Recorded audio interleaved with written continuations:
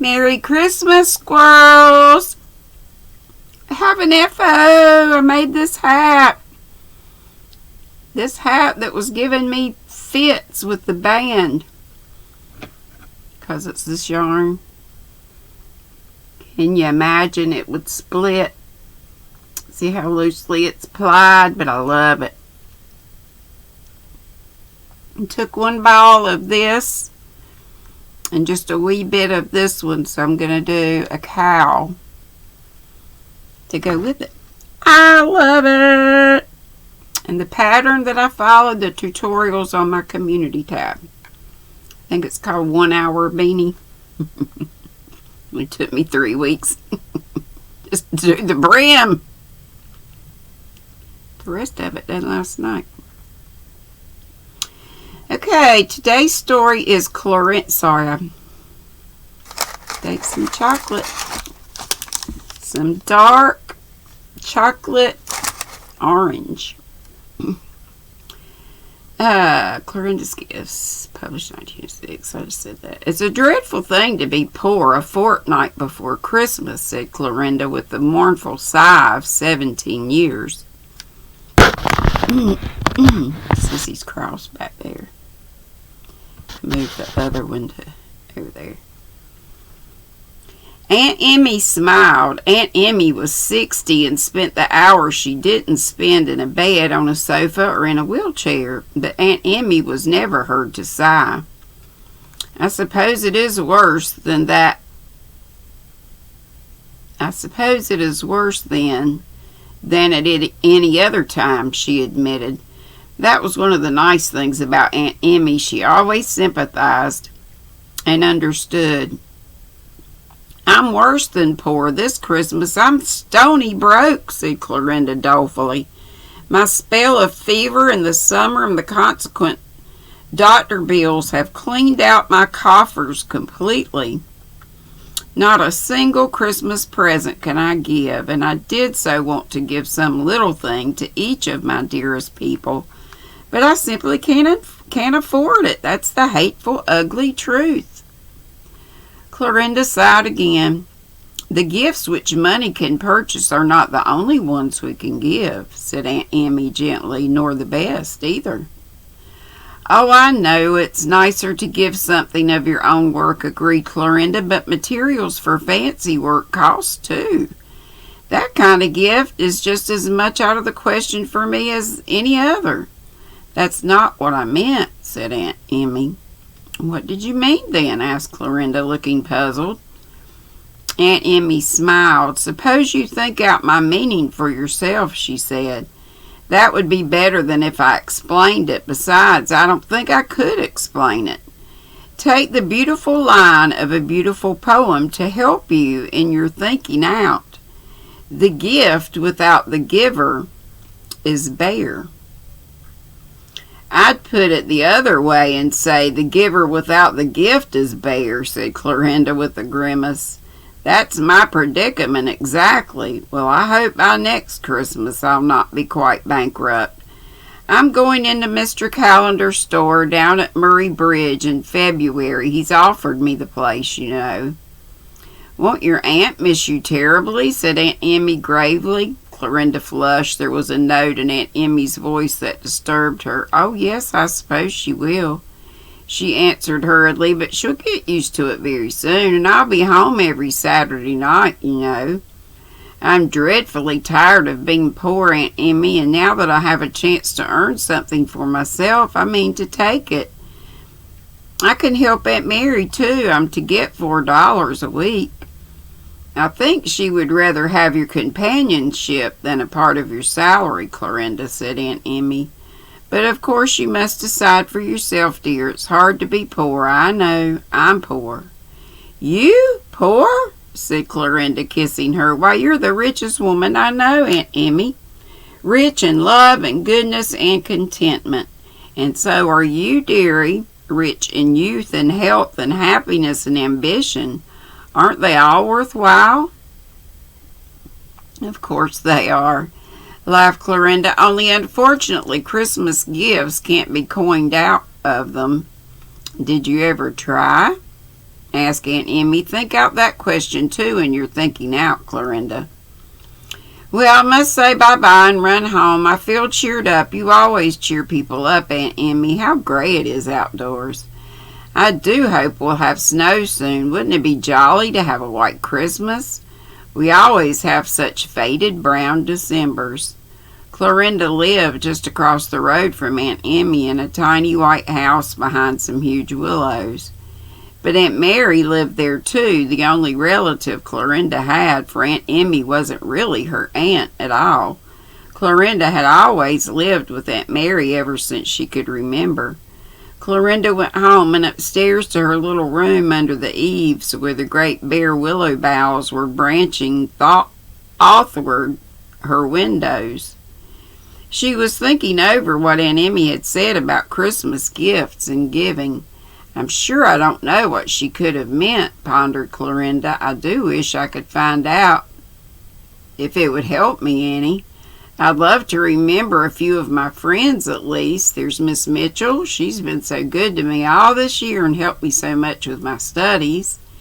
And there's Mrs. Martin out in Manitoba. If I could only send her something. She must be so lonely out there. And Emmy herself, of course, and poor old Aunt Kitty down the lane, and Aunt Mary, and yes, Florence too, although she did treat me so meanly. I shall never feel the same to her again, but she gave me a present last Christmas, and so out of mere politeness, I ought to give her something." Clorinda stopped short suddenly. She had just remembered that she would not have liked to say that last sentence to Aunt Emmy. Therefore, there was something wrong about it. Clorinda had long ago learned that there was sure to be something wrong in anything that could not be said to Aunt Emmy, so she stopped to think it over. Clorinda puzzled over Aunt Emmy's meaning for 4 days and part of 3 nights. Then all at once it came to her, or if it wasn't Aunt Emmy's meaning, it was a very good meaning in itself, and it grew clearer and expanded in meaning during the days that followed. Although at first Clorinda shrank a little from some of the conclusions to which it led her. "I've solved the problem of my Christmas giving for this year," she told Aunt Emmy. "I have some things to give after all. Some of them are quite costly too, that is, they will cost me something. But I know I'll be better off and richer after I've paid the price. That's what Mr. Grierson would call a paradox, isn't it? I'll explain it all to you on Christmas Day." On Christmas Day, Clorinda went over to Aunt Emmy's. It was a faded brown Christmas after all, for the snow had not come. But Clorinda didn't mind. There was such joy in her heart that she thought it the most delightful Christmas Day that ever dawned. She put the queer cornery armful she carried down on the kitchen floor before she went into the sitting room. Aunt Emmy was lying on the sofa before the fire, and Clorinda sat down beside her. "I've come to tell you all about it," she said. Aunt Emmy patted the hand that was in her own. "From your face, dear girl, it will be pleasant hearing and telling," she said. Clorinda nodded. "Aunt Emmy, I thought for days over your meaning, thought until I was dizzy. And then one evening it just came to me without even thinking at all, and I knew that I could give some gifts after all.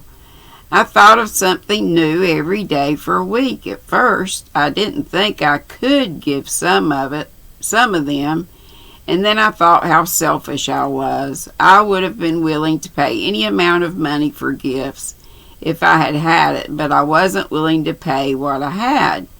I got over that, though, Aunt Emmy. Now I'm going to tell you what I did give. First, there was my teacher, Miss Mitchell. I gave her one of Father's books. I have so many of his, you know, so that I wouldn't miss one, but still, it was one I loved very much, and so I felt that love made it worthwhile. That is, I felt that on second thought. At first, Aunt Emmy, I thought I would be ashamed to offer Miss Mitchell a shabby old book, worn with much reading and all marked over with Father's notes and pencilings.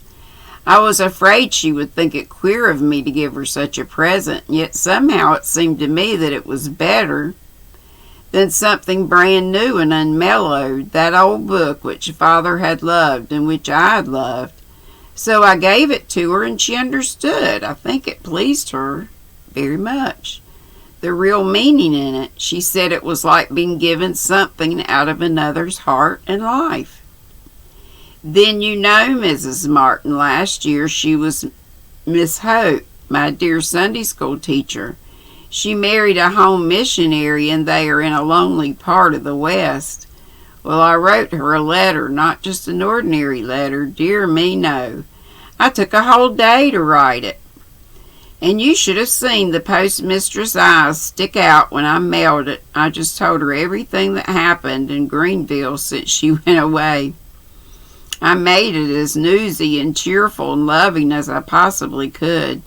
Everything bright and funny I could think of went into it.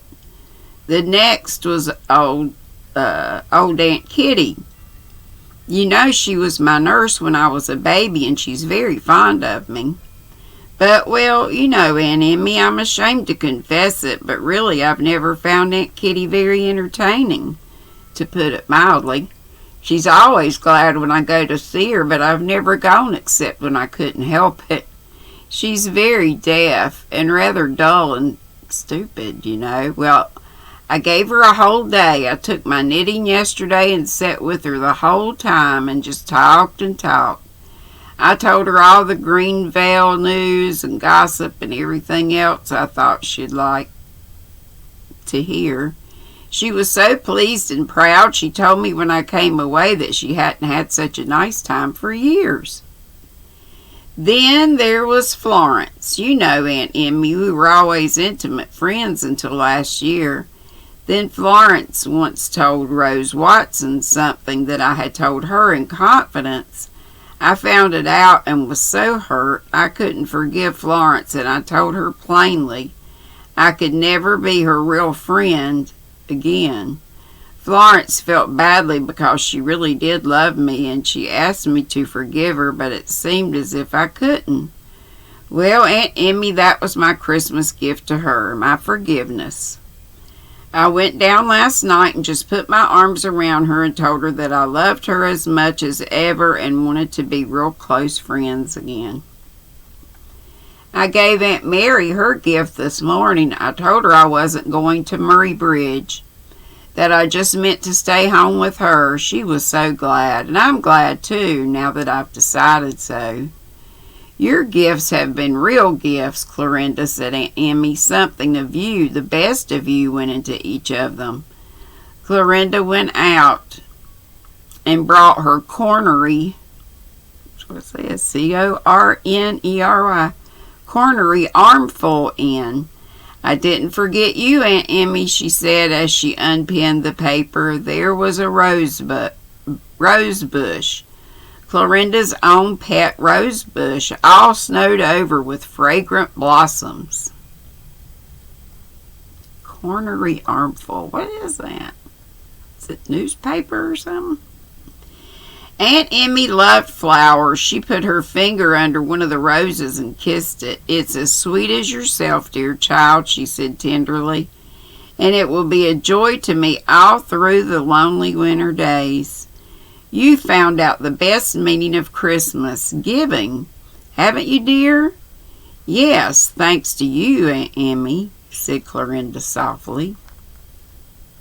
And that's it. Another sweet story. And hopefully tomorrow we will get to this story called The Fossums Christmas Dinner, first published 1906. Hope you're enjoying these, and remember I have a playlist with the stories from this book, and I have a playlist just called Christmas Short Stories that I read before that from Louisa May Alcott, I've read Charles Dickens' A Christmas Carol before, and then we got Little House on the Prairie. We got Anne of Green Gables. Have tons of playlists by titles. So if you like to listen, not to my voice, but you like to listen to the stories while you craft, there you go. And I appreciate a lot of you've said that you're listening and enjoying it. Thank you so much. And I'm so enjoying my yarny castle. A little bit of Christmas decoration. I should have a lot of decorations. I know I really did it up big for Halloween, but I had the setup where I could put that netting and stuff in front of me, and the wall was closer behind me. So just have my little candles and my little wee tree up there. I've got to find that angel Noni May made me. The angel topper. It's so pretty. Well, anyway, y'all be sweet. Don't be ugly. Do something Christmassy. And I'll see you live at 5 tomorrow. If not, somebody else is chatting the YT streets. Love y'all. Bye.